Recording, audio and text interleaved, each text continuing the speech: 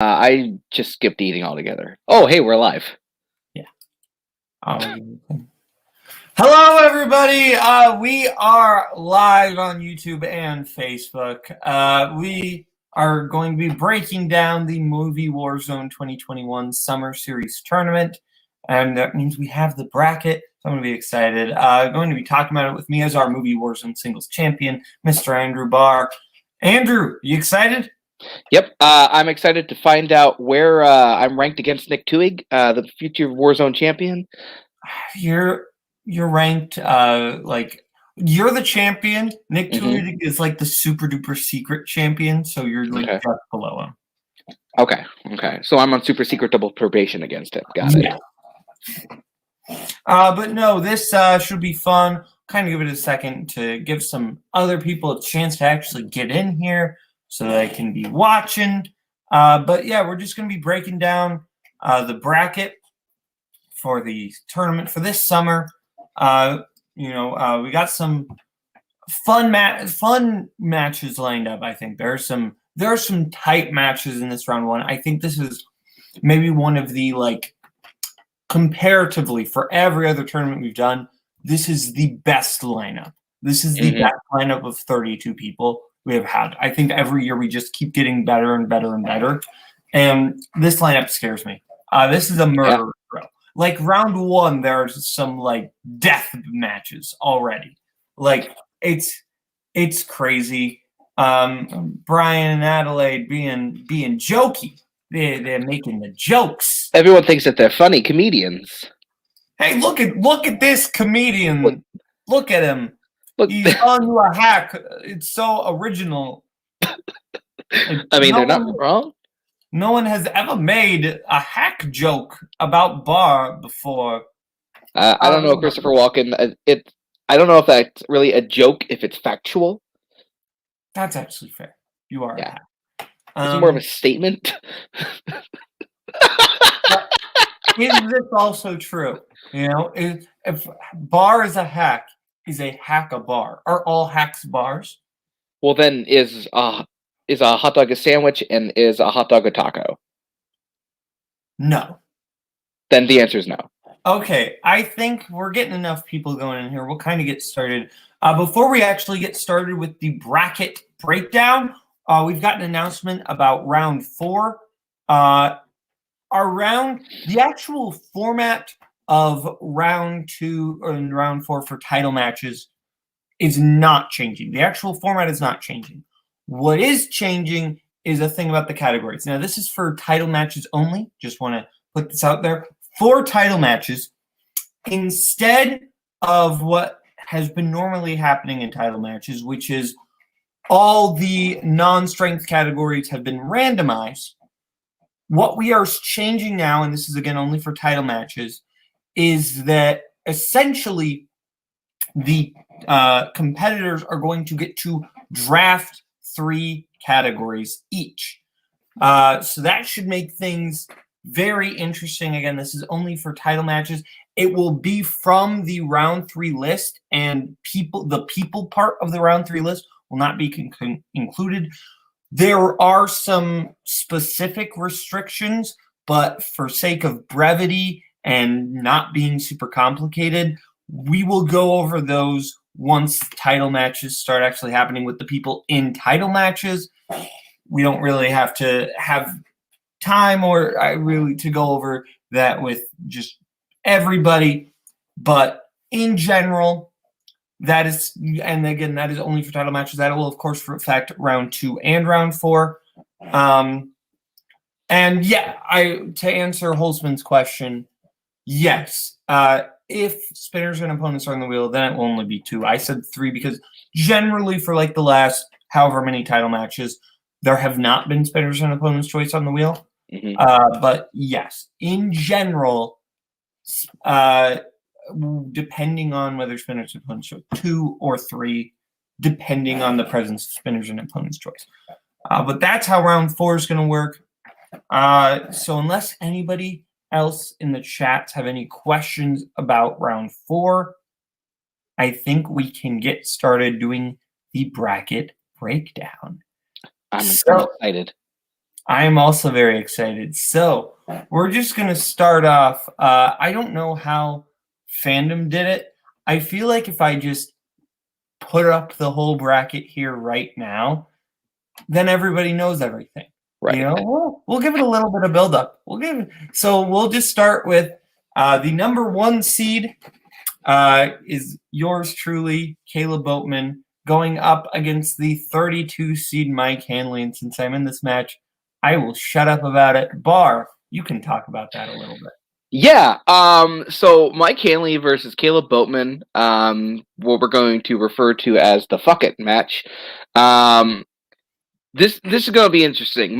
Mike's a good player if he gets the categories that he needs in round 2. However, it is one. It's Kaleb Bowman. Kaleb Bowman has been a Warzone champion. I squeaked by Boatman. I'm not gonna lie, that was a fluke. And it's gonna be a really fun match, no matter what. I think that this is one to watch out for. If the points aren't that high, it's still one to watch for. Absolutely, I think this is going to shape out to be a fun one. Next up, we'll go to the 16 seed and the 17 seed.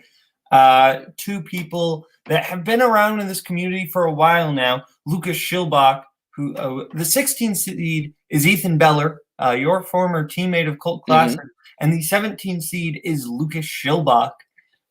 So these are 2 people who have been around for a while. Lucas being around since in this community since 2017 and being here since the start of Multiplex. Ethan made his fantastic debut, beating Jake Marangoni, one of the more legendary debuts, as the 32 seed, beating the 1 seed in the season 2, the inaugural 32-person tournament for Movie Warzone. I think these are both players that they have their great days and they have their off days. And on their great days, they're scary. Oh, yeah. Yeah, absolutely. These are 2 players that sometimes luck has gone against them. But when you see them on their A game, especially when it comes to teams, these guys are both devastating. This will be interesting. I'm glad that they're the 16 and 17 because they are very evenly matched, I think. Yeah, no, I think there are a lot of very close matches in this round 1, especially in this is the most even the seeds can possibly match. But even as we'll get to, there are some matches that are deceptively closely matched that we'll kind of get into. But yes, now we will move on further down the line as we'll get to the 8 seed Joseph Olivas, the current Movie Warzone team champion, going up against the 25 seed Jacob E. West. Jacob, he kind of had his unexpected win against Kelly Meehan. And I don't think, Kelly had a lot of fan support around her, but Jacob kind of just ran with it. I think he did really well in his round 2 action adventure category. And that kind of got him the TKO, and that's why he's ranked this highly. But Joseph being the 8th seed even feels a little low. It's because he's only had 2 matches in singles because he was living in a cave for 2018, 2019, 2020. But he's scary. Joseph is scary. Jacob can hang. Joseph is scary. Yeah, it's hard to think of Joseph as a 2-0 player, considering his stay in the trivia leagues. But yeah, absolutely, he's only 2-0, but he's probably one of the most deadly 2-0 players that we've ever seen. And he's once again proved that in teams. And with Jacob's a bit of a question mark. He showed he showed some talent and skills when it comes to playing Kelly. But we're gonna have to see how much transfers over from that match. Absolutely. So now we'll go down to the 9 seed versus the 24 seed. And this is the first of a few faction civil wars. This is a Fun DMC civil war with the manager of Fun DMC, the 9 seed, also the 2-0 Anthony Tisdall, going up against the 24 seed 1-0 Robert Kastner. This should be interesting because these are both players that can sometimes have off moments, but they've been firing on all cylinders recently. It's been really interesting, and I think this is going to be really interesting to see how they do. Yeah, absolutely. Anthony is somebody who came in and has played solid games. And as you said, he's 2-0. He's definitely shown his abilities. He has a great strength that I know that he likes to use. Tip the hat to Miss Hepburn. But Robert Kastner has really, really shown in the leagues in general that he is a force to be reckoned with in this new rookie crop. So that is a match that I am thinking is going to go down to the wire. Yeah, Anthony had one of we don't really talk about it enough, but Anthony beating Nazario was, even though he was higher ranked at the time, that was kind of an upset.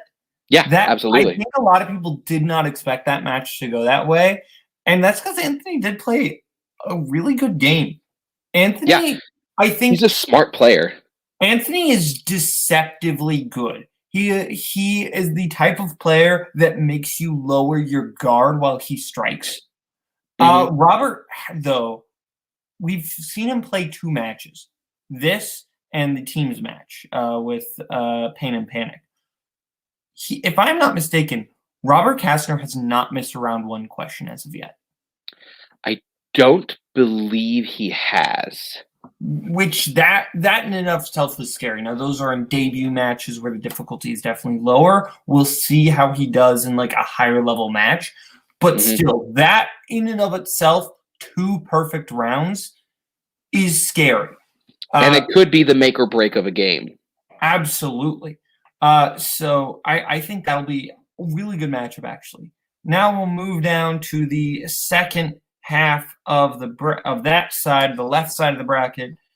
We've got the 4 seed, former movie Warzone singles champion Jake Maragonian, former teams champion, going up against the 29 seed Bill Carriola. I think that Jake is hungry. I know Jake is hungry. Jake wants to be back in that race. I think he wants a shot at me, and I think he wants a shot at you. I think he has both of us on our hit list. But when Bill has some missteps every once in a while, but you give him a category and you tell Bill to study those movies, he can be scary. Yeah. He can be scary. So this is one that the wheel could really change this. But Jake is hungry. Yeah, absolutely. Jake may be one of the scariest players in the tournament this year because of that hunger. I think Jake is stepping up his game as a player. He's building his strategy. He's building his knowledge. But I think the funny thing is that he and Bill aren't that far off when it comes to their tastes. I know that they both hate musicals. They both kind of like things that are a little campy. You're right. The difference is Jake is more pretentious. Yes, absolutely. I'm sorry, Bill is never going to sit through the Three Colors trilogy. Look, if you ask me which one of these 2 players is going to sit down and watch Fanny and Alexander, I will say Jake every time. Ask me which one is going to watch Hard Ticket to Hawaii. Bill is doing that right now for the 17th time this month. The fake trailers in Grindhouse. Oh yeah. Those are built for Bill Cariola. Yes. Those are Bill Cariola wishes those movies actually existed. I'm pretty sure that he directed one of those. I would not be surprised. Yeah, I think this will be a fun match, but I think Jake's hunger and I think Jake's overall knowledge might push him over the edge in this one. Nazario, a little disappointed. I am not Tim Brzakala. Hey, it's okay. Tim Brzakala right here. I missed a question. I'm making pizza.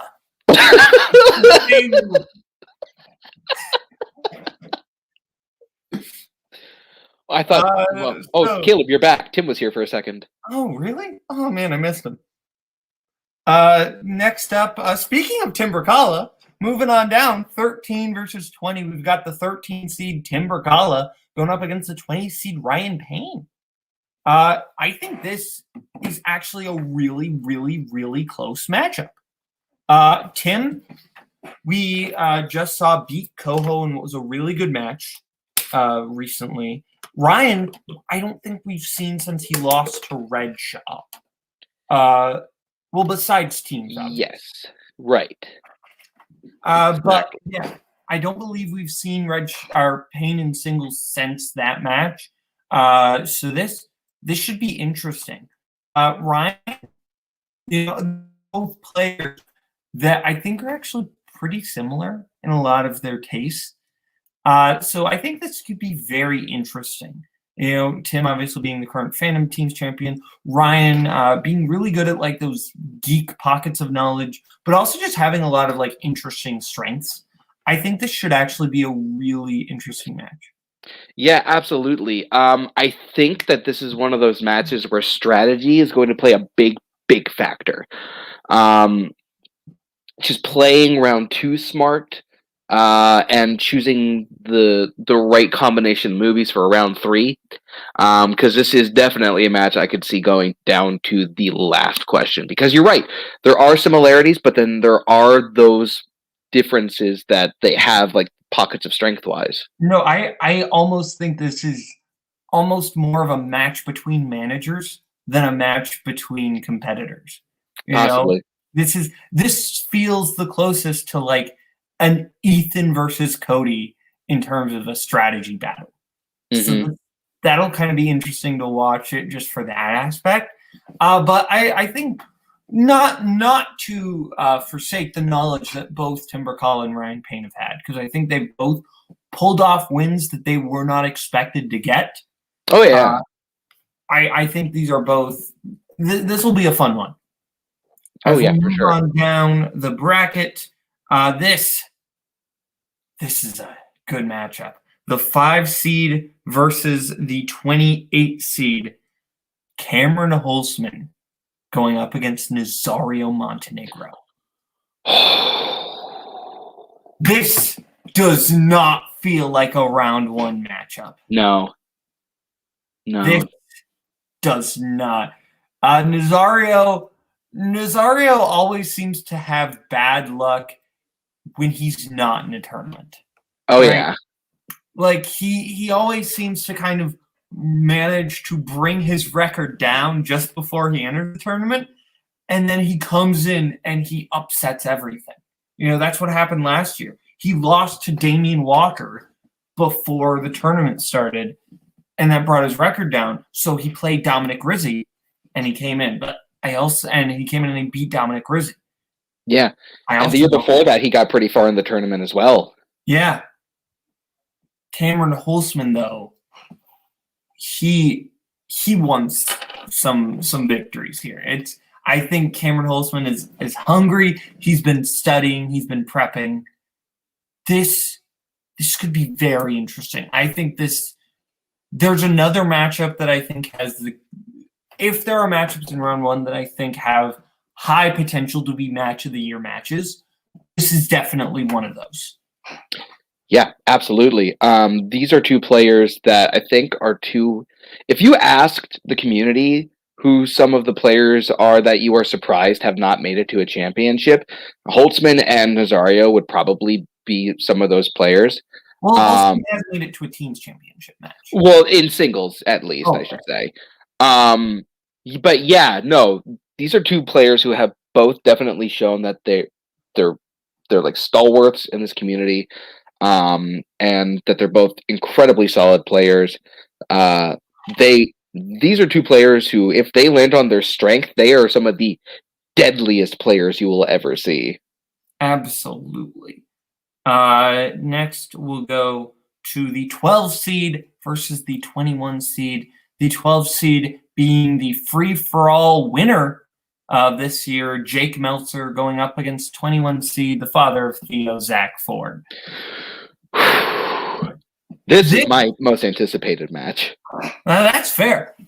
This is a match where you have, one person, Jake, who won the free-for-all, has been kind of making a name for himself, up against a no-good philanderer who toys with team partners. Cody?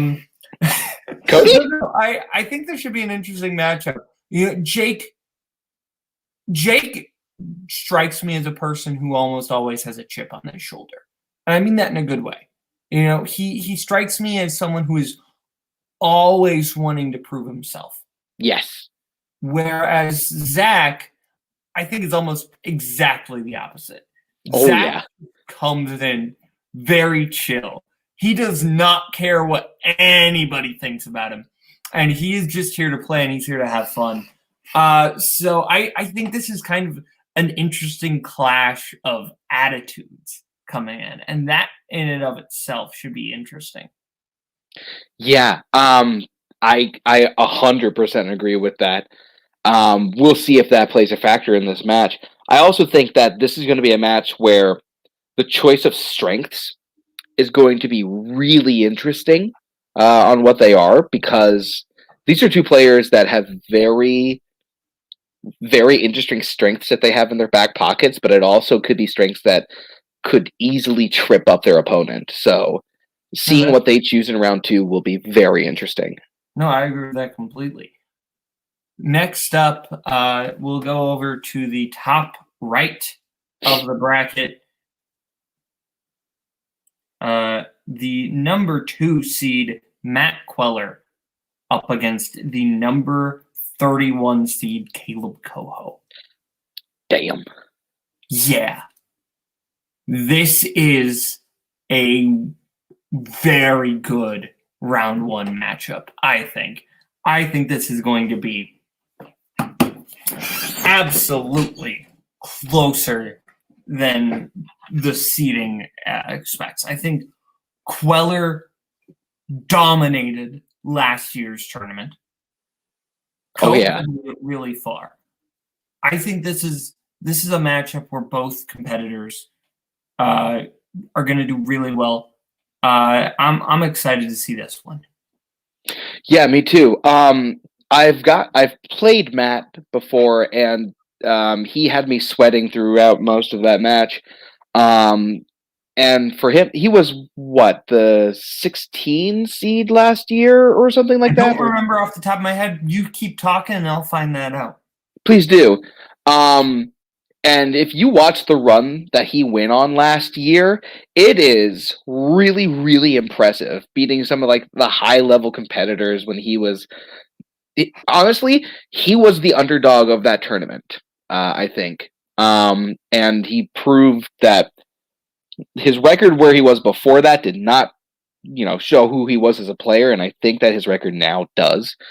And with Kaleb Koho, I have not gotten to play yet on call, but having watched all of his matches, the dude knows his stuff. I think sometimes that he runs into bad luck, but on a day where things completely go his way or just doesn't go his opponent's way, he will put points up, mad points up.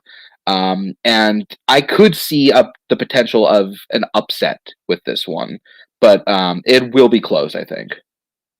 Absolutely. I did not have time to find what the old bracket was from last year, so we'll just skip ahead to the next matchup. Moving down, the 15 seed Tyler Butler versus the 18 seed Thomas Eames.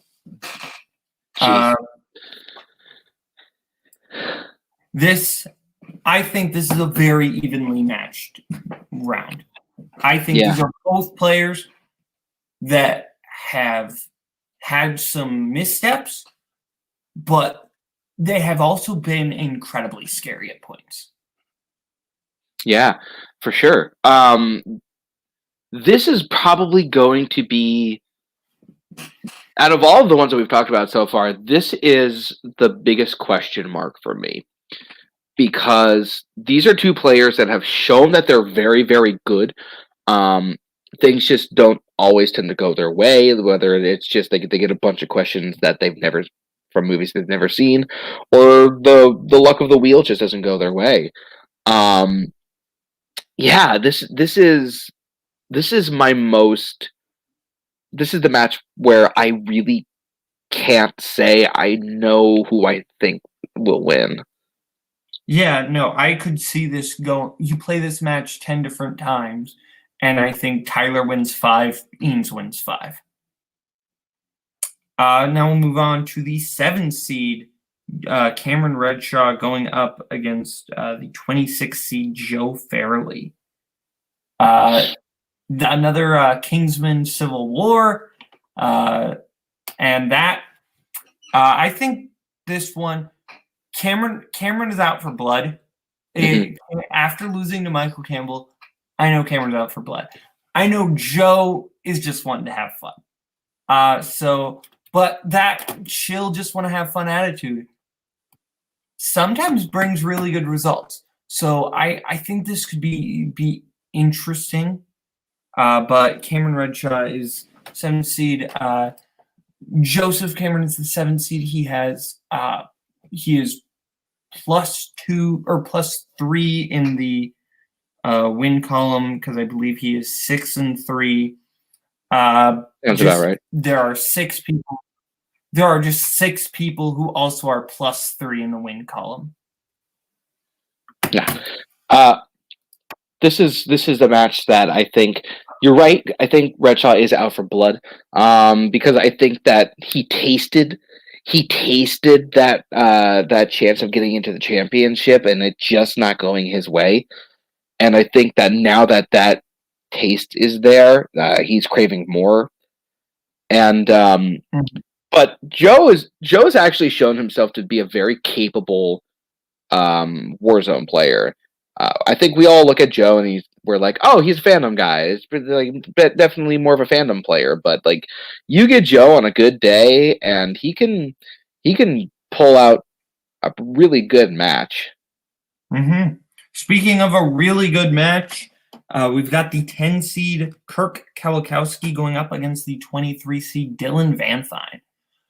We have not seen a whole lot from Dylan. And I don't mean in the way like we haven't seen a whole lot from a lot of the 1-0 players coming in, but in the sense of Dylan did really well in his debut match against JD Domash, and then he just kind of disappeared. We haven't really seen him in anything else. He hasn't been commenting on the posts. He hasn't been doing anything. He's just kind of been stepping back. But Kirk is Kirk. Oh, yeah. Kirk is Kirk, and Kirk is great. And he's been, ever since he first started, he's been in the conversation as best competitors to never win a belt. Exactly. He's kept his name in that conversation. Dylan is an unknown factor. That's really what he is. There's very little game tape on him. There's very little information out there about him. Kirk is Kirk. Mm-hmm. Yeah. This is a matchup that'll be very interesting. We all know how good Kirk Kalikowski is. He's one of the most respected players in this game. I think that, unfortunately, he's just kind of... There have been 1 or 2 moments where just luck hasn't gone his way, whether he just misspelled something or something like that. But he's always super close, even when he loses. It's always by a slim margin. And once again, one of the best players that we have in this league. Whereas Dylan, you're right, there's just nothing on him. We've seen one match I believe he did really well in round 2 with the category that he had, but we don't know what other like areas that he's really strong in. So it's a really interesting match to watch. No, I agree completely. Next up, we'll go down to the last quadrant of matches. We've got the 11C, or sorry, we've got the 3 seed Brian Michaels. Sorry, the purple seed. I'm looking at this on my phone, and it was taking me every which way. But we've got the 3 seed Brian Michaels going up against the 30 seed Matthew Chen. Brian, we haven't seen him since his loss to Jake. Very high record there. Or sorry, since his loss to Redshaw. Yep. Excuse me. We haven't seen him since his loss to Redshaw. Chen, we saw more recently losing to Scott Harvey, and it was actually a really good match. But Brian, I think Brian end of the year last year was a little bit. He was getting ready to kind of close the book, and then something just snapped again, and he got that hunger again. And I can see a difference between Brian last year and Brian this year. I think Brian is back on kind of the hunger, and I think that's a scary Brian. That's a scary Brian. Yeah, Matthew, good. Matthew, though, I think has kind of been a little undersold in some aspects. I think he has not gotten a chance to really shine. And I think with the differences between Brian's knowledge and Matthew's knowledge, this could make it a much more interesting game than the seedings maybe suggest. Yeah, I think the thing that you're looking for, what that snapped for Brian, is winning the singles title in Full Metal. I think once he did that, I think things really snapped into gear for him in Warzone. That and winning the team's belt with Joseph over here. I think Brian like snapped back into focus after that, and he's playing dynamite games again. Matthew, I think, is a very good player. I think that he's very solid. I think that there's a lot of improvement, room for growth. He could be a very, very dangerous player. But I think right now, as much as I think it will be a very good game, this might be Brian's. I agree. But I think Matthew is interesting. So I think absolutely an upset. But yeah. Next, we'll move on to the 14 seed versus the 19 seed. Scott Harvey versus Brandon Dunlap. I think these are both players that have in some aspects kind of gotten a rough draw. A lot of their losses, like Brandon's losses, are to, if I'm not mistaken, his only losses are to Michael Campbell and Adam Collins. And Scott's losses are only to you and Adam Collins. Yeah. I think these are both competitors that potentially their records maybe don't quite represent their actual talent. So I think this is actually a pretty evenly laced matchup. Yeah, I think these are two players that I don't think that we talk about enough, of being really great players because of their records. But once again, those records don't show. He took Adam Collins to the brink. I think he took Adam to sudden death, maybe, or he was super close to it if he didn't. That's what I still think about it. That is the greatest debut match in the history of movie Warzone. Is Scott Harvey versus Adam Collins. Oh, for sure. And Brandon, this is another player where if he gets his strength, in round 2, it could be a very deadly decision-making point. But I think that whoever wins this has a real good chance of having a solid run in the tournament. That's fair. Next up, we've got these next 2 matches are they're Sophie's choices. There's not a bad. There's not. Either way, someone great is going home with a loss. I don't know who Facebook user is that just made this comment, so I'm not sure who said this. I'll find out. But this first one, the 6th seed versus the 27 seed. Antonio Chavez, the 6th seed, up against the 27 seed David Nishimoto. Jeez.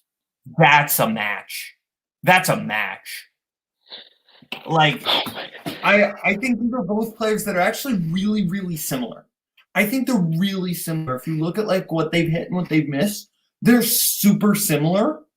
And I think that's going to be really interesting. Like, yeah. Yeah, go ahead, Buck. All right.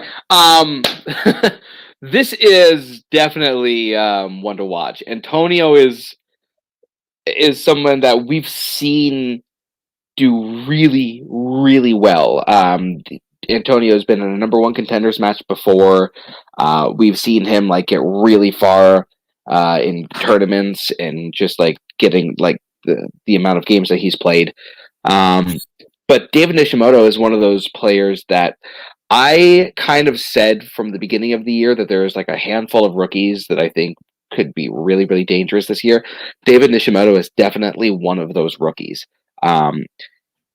If he wins, he could be one of those rookies that really, really goes a long way into the tournament. If he wins, though, because this is a really tightly even match. No, absolutely. This is one where it's just David lost his round 1 matchup to Robert, or not his round 1, his debut matchup to Robert. He won his play, and that just kind of brought him lower than maybe he should be. Just because of that, because he's 1-1. This is one. Take your pick. Like Antonio. Yeah. Antonio is always kind of one. I think he's one that I think people sometimes expect to lose certain matches, and then he doesn't. Mm-hmm. He is able to sneak up on you. I think he has this weird way of keeping himself consistently underrated. And I think that is actually like really scary because he keeps himself with the element of surprise. He lets his opponents confident so he can take him down. David just made it to a team's title match, and it was super duper close. Mm-hmm. Like, take your pick. Take your pick. I can't. I'm going to flip a coin, to be honest with you. We saved the best matchup for last. The bottom of the right quadrant. Joseph, right on the money. Markman Chaka versus Oh my God. Johnson. Oh my God. You're lying to me. That is not a round 1 matchup. I'm not lying to you. Oh my God. Markman Chaka, who just made a giant name for himself going to semifinals of the last tournament, up against probably the front runner right now for Rookie of the Year, Payson Johnson. Like, take your pick. Take your pick. No, I won't. I can't. Like, that is... Mark has been fantastic. I think, beating Brian, Mark versus Brian is one of the best matches ever in the history of movie Warzone, in my opinion. I think Payson's been scary. As someone who had to face Payson this year, he was great. I think this is just one of the best matchups. So this is the best round 1 matchup. This is the one. Grab your popcorn for this one, folks. I'm excited. Yeah.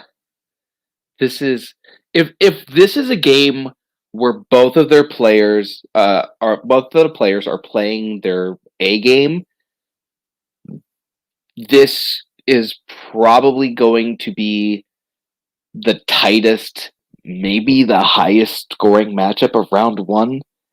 I don't disagree.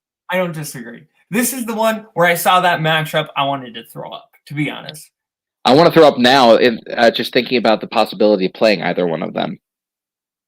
That's fair. Like, Menchaca was last year's rookie sensation, just blazing a trail out of nowhere through the tournament. As you said, reaching the semifinals.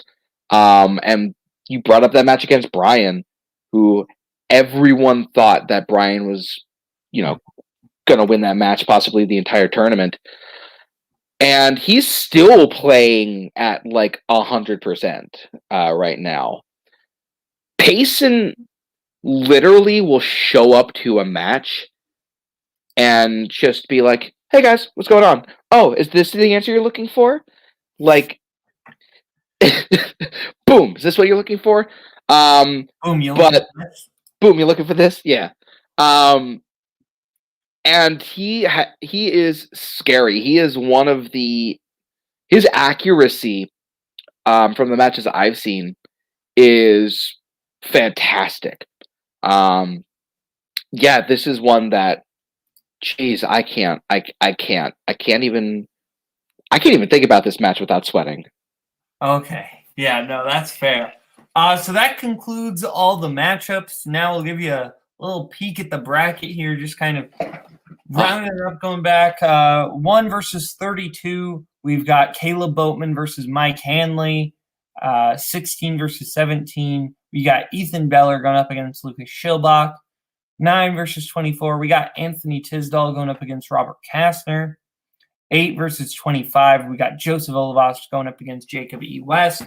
4 versus 29. We got Jake Marangoni going up against Bill Cariola.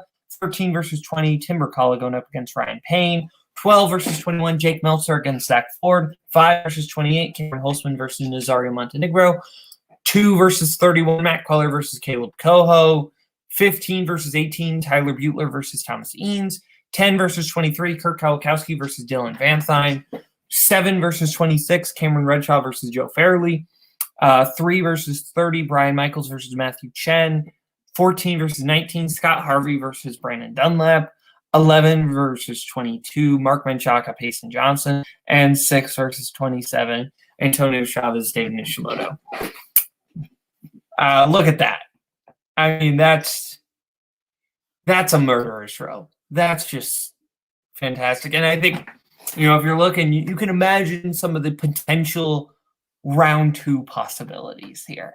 There are some things that could happen, things that we could potentially. Honestly, I just want to jump in on like the bottom corner there.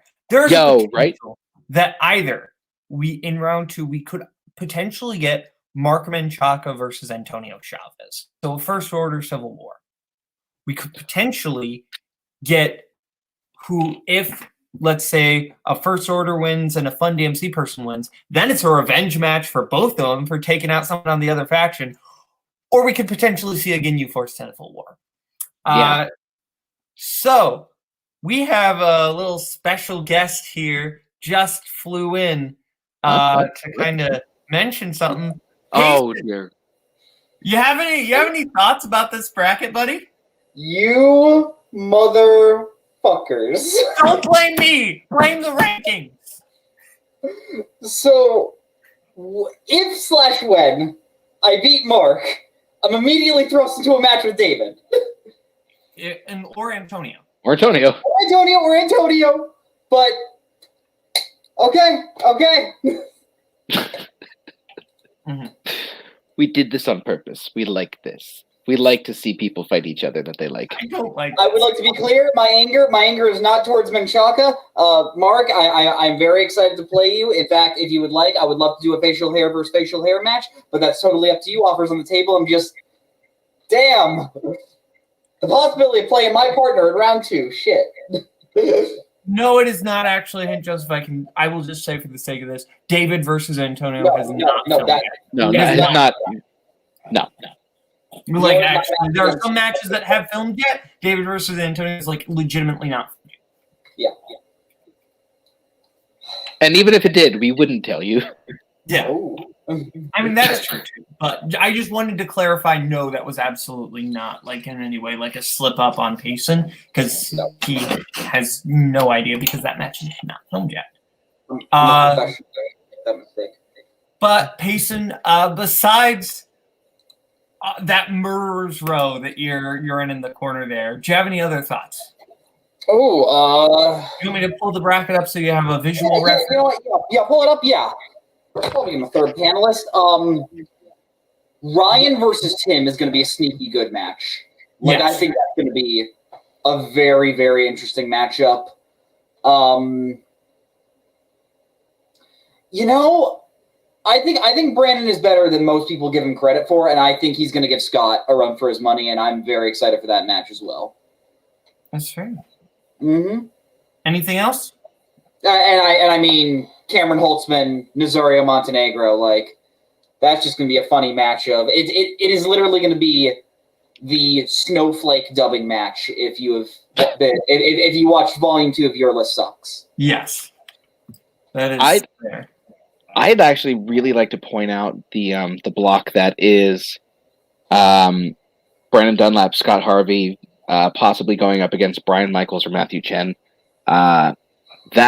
That little block right there, actually, I think is a lot more interesting than I think we're going to give it credit for. I think that whole right quadrant, that whole bottom right quadrant, is just a murderer's row. That's one where the rankings just worked out to where a lot of the best players went to that bottom right corner. Mm-hmm. Absolutely.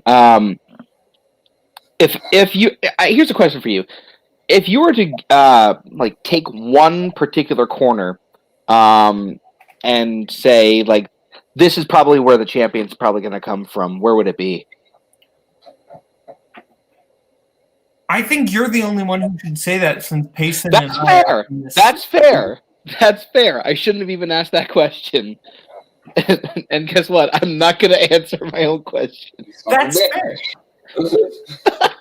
I think if you had to ask me which quadrant I think has the highest quantity of great players. Better question. It's the bottom right. Yeah. I think the bottom right is there's not a bad player in that bunch, and there's not a mediocre player. Like, I think the round 2 matches, if you think the round 1 matches in that quadrant are scary, the round 2s are going to be worse.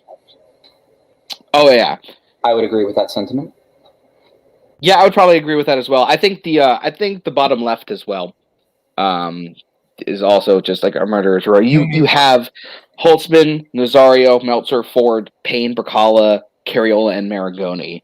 Like, yeah, this tournament's going to be incredible. Absolutely. So we'll just kind of go. Payson, thank you for joining us midway through. Do you have any final thoughts? Yeah, I just think it's really excited. I was listening when I was picking up my dog's crap outside, and that wasn't a metaphor. My dog. I was about to ask. Yeah. And I heard David and Antonio was the second to last match, and realized that I had not been announced yet, and I was like, oh man. And I had to come on here and give you a piece of my mind. That's fair. Bar? I'm excited to watch. You get the easiest job out of everybody. You get to sit back and watch. Sort of. I also get to sit back and sweat. That's fair. As someone who was in that position last year, it gives you anxiety. It does. Yeah. Because you start trying to be like, okay, this person's on a tear right now. I should probably start prepping for them. And they lost. Okay, cool. No, that's absolutely true. So thank you to Payson for coming on there at the end. Thank you to Bar for being here the whole time. Thank you to everybody watching. I really appreciate it. Everybody in the chat. I think this is going to be a fun tournament. Please keep watching. Subscribe. Turn those notifications on because you're not going to want to miss a single matchup in this round one because they're all going to be crazy and you're not going to want to miss this tournament. Thanks everybody for watching. I'm Kaleb Boatman. That's Bar. That's Payson, and this has been the Multiplex Movie Warzone 2021 Singles Bracket Breakdown.